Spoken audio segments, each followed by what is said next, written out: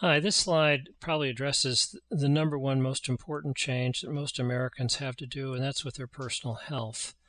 We can talk about change down at the company and what's in it for the individual and the team and all the employees and the stakeholders.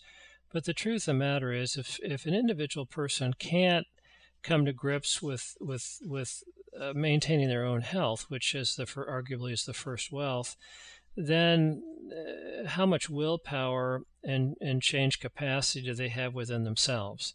So, assuming that individual willpower and change capacity adds up to collective team company willpower and change capacity, let's take a look at health statistics and wellness programs.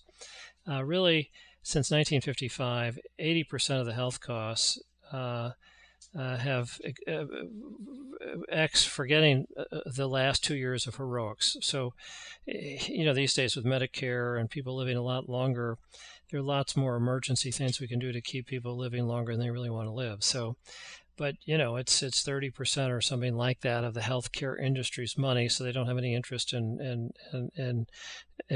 minimizing that. So, putting that aside, the rest expenditure, still 80% of that is going on middle-aged people who are guilty of exercising too much or too little and doing too much smoking, drinking, eating, or stress.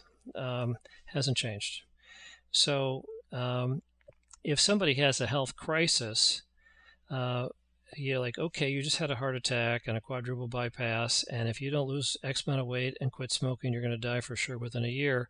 Certainly 100% would pretty much want to change, but 90% of these people who are literally at death's door, it's a life or death decision, are resuming the bad habits within 2 years. Only 10% sustainably change. Well, that's powerful information. So looking at that, how can we start to improve the change capacity of our company, starting with what's important to the individual that nobody can deny? In other words, if I said to any employee, hey, is health your first wealth? They'd say yes. And I'd say, well, would it pay to have ever improving health habits? Yes. Okay, well, then I'm here from the company to let you know I care about you. It's all about you and your health. So we're going to have a wellness program.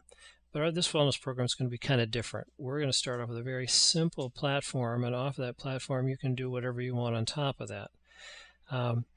But if we can then,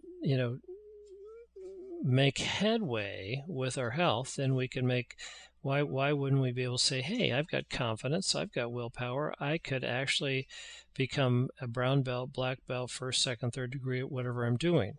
If the average salesperson on a scale from 1 to 10 is a 5, what's a 10? And how can everybody start to move towards 7, 8, 9 type of thing? So mastery often starts with a good, thoughtful, sort of basic wellness program. I'll get into the details in the next slide. Thanks.